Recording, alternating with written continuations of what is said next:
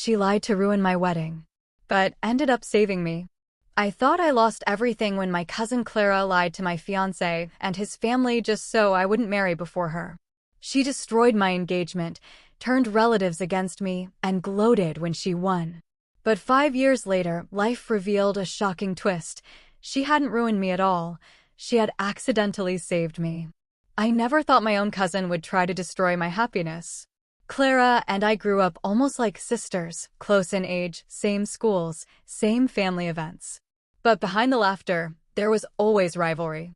Clara had to be first in everything, first to graduate, first to get a job, and especially first to get married. When Daniel proposed to me, I thought Clara was genuinely happy for me. She hugged me, offered to help with wedding planning, and even started sending me wedding ideas. I believed she was being supportive, but I was blind. Weeks before the families were meant to meet formally, Daniel became distant. His once warm family started treating me with suspicion. I had no idea why until Daniel finally confessed. Clara told my parents you're still seeing your ex. She even showed them messages. They think you don't really love me. I felt sick. The messages were doctored screenshots, sloppy edits that looked nothing like the way I text. But Daniel's parents believed her. They told my family the wedding shouldn't go forward. I cried until my chest hurt. I couldn't understand why Clara would betray me this way. I confronted her, but she acted innocent, told me that it was a slip of tongue. She said she was too excited that she didn't know when it slipped. How?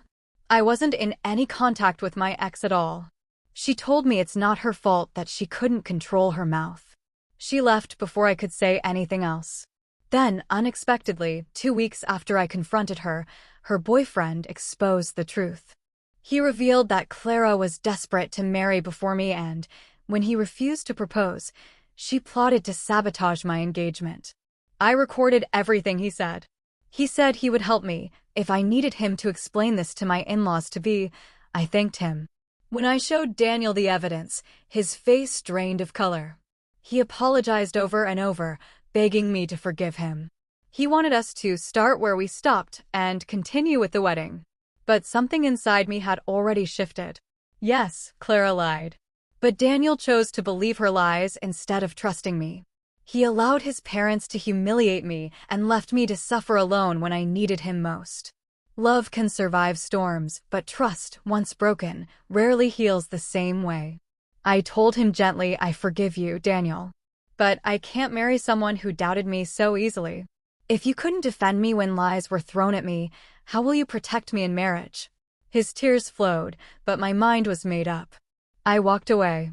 It wasn't easy. My heart broke again and again as I tried to heal. But slowly, I found peace. I focused on myself, my career, and the people who truly supported me. And with time, I realized that losing Daniel wasn't a loss, it was protection. As for Clara, her lies eventually caught up with her. Her boyfriend left her, and her reputation in the family was ruined. She became the cautionary tale she had tried to make me. And me? I learned that sometimes closure doesn't come from fixing broken things. It comes from walking away and choosing yourself. I walked away from Daniel despite his pleas. My peace meant more than trying to fix what he allowed to break. But life has a strange way of unfolding. Months after I left, news reached me that shocked the entire family. Clara and Daniel were engaged. Yes, the same Clara who lied about me and the same Daniel who begged for my forgiveness were now planning a wedding. People whispered, and some looked at me with pity, others with judgment. But I felt strangely calm. After all, if that was the path they chose, they could have it.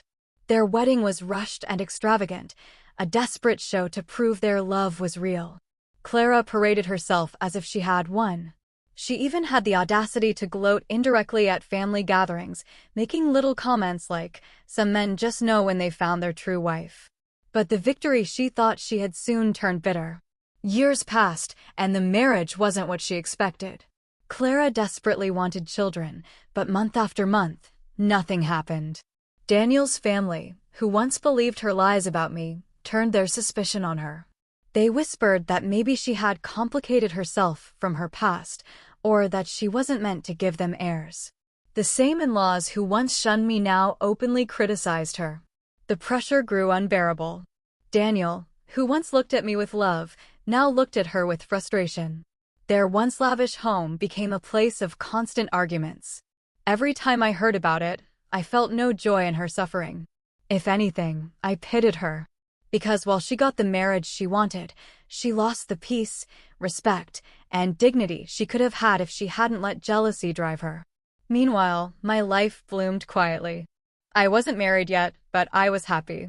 I found new opportunities, surrounded myself with supportive people, and learned to love my solitude.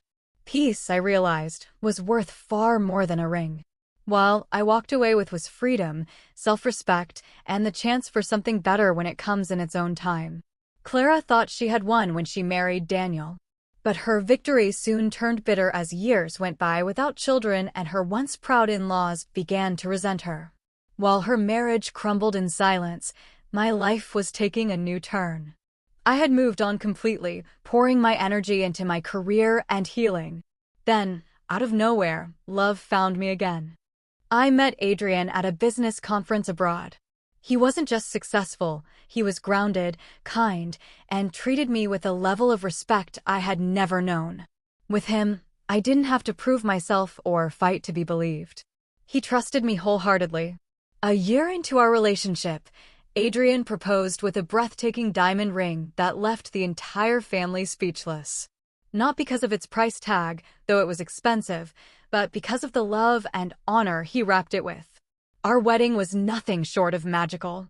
It was lavish, elegant, and filled with joy.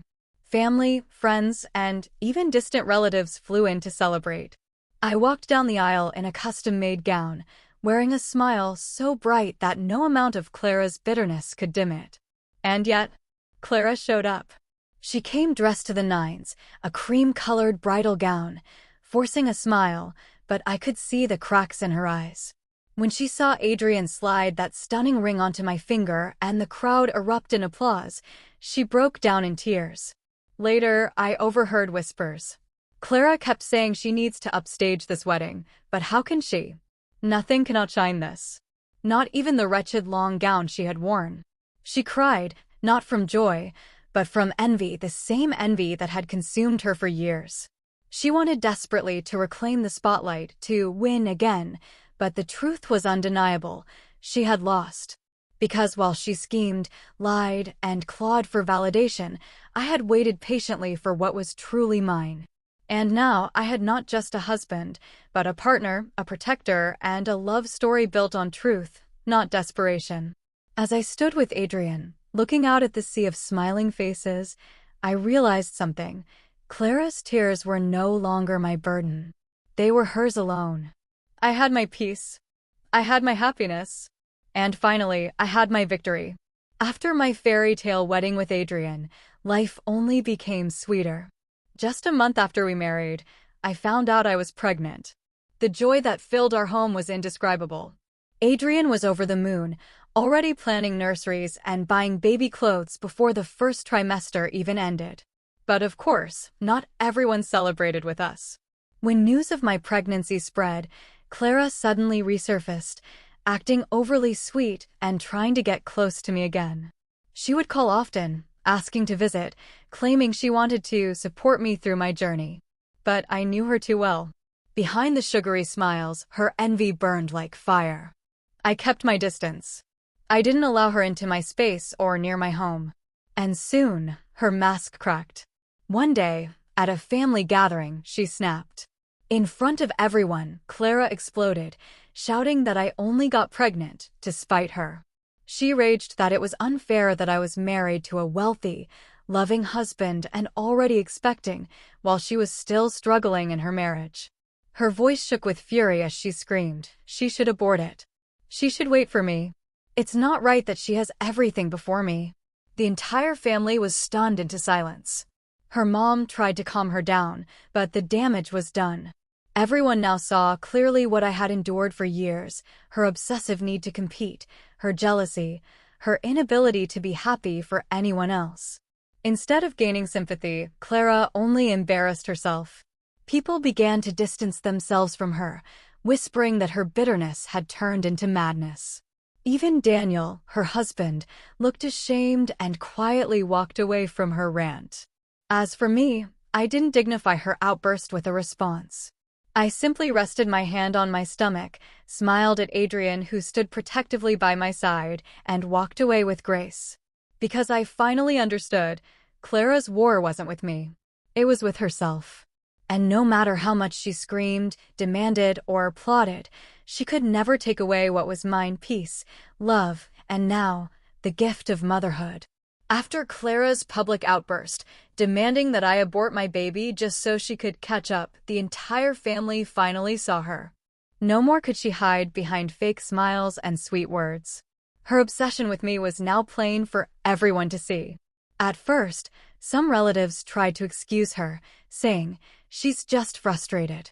She'll come around." But she didn't come around. Instead, she grew worse. Clara started spinning lies to anyone who would listen, claiming I had flaunted my pregnancy to hurt her, that Adrian only married me to show off, and that I was competing with her. But the more she spoke, the less people believed her. She had cried wolf too many times. Meanwhile, her marriage to Daniel unraveled. The man who once believed her lies about me now couldn't stand the sight of her bitterness. He had married Clara thinking he was saving face, but all he got was misery. Without children to seal the marriage and with constant fights, Daniel eventually moved out. Soon after, he filed for divorce. When the news hit the family, no one was surprised. Many even said, "This is the bed she made for herself." On the other hand, my life blossomed. Adrian stood by me every step of my pregnancy, pampering me, protecting me, and proving that real love is gentle and unwavering. When I finally gave birth to our beautiful daughter, the joy that radiated from both our families, except Clara, was overwhelming. My parents, who once felt humiliated by Clara's lies, now held their granddaughter with pride. It was then that many relatives quietly apologized to me, some for believing Clara in the past, others for staying silent while she tore me down. But I wasn't bitter. I had learned that forgiveness doesn't mean reopening doors. It means letting go and moving forward. Clara, meanwhile, became a shadow. Her envy consumed her to the point that she isolated herself from nearly everyone. She had once plotted to ruin my happiness, but in the end, she ruined herself. And me?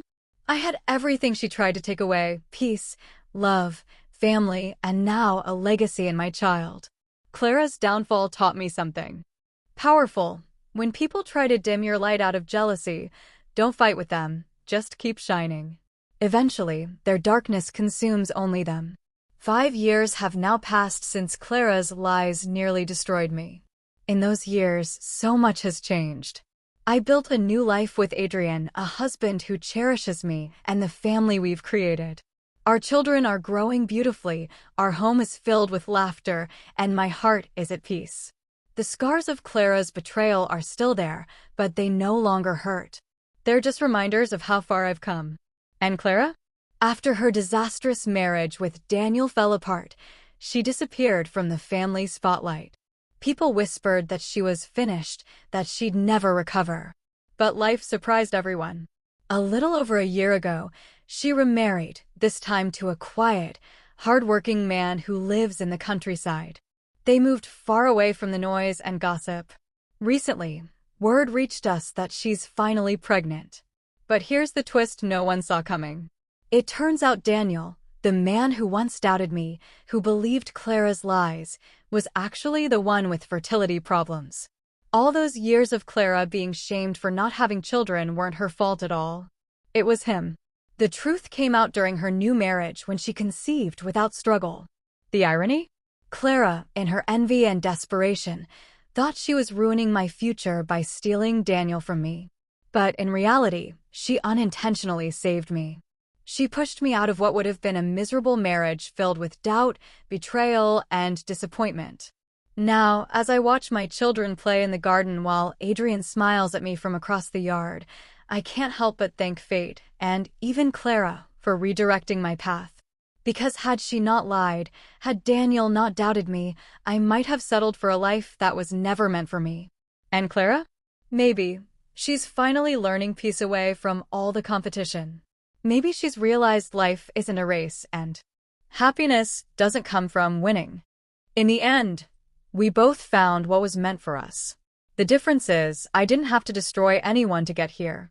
Life has a way of exposing truth and redirecting us to where we truly belong, sometimes even through the envy and betrayal of others. What is meant for you will never need deceit to reach you. Subscribe to my channel too if you love my stories. Thanks in advance.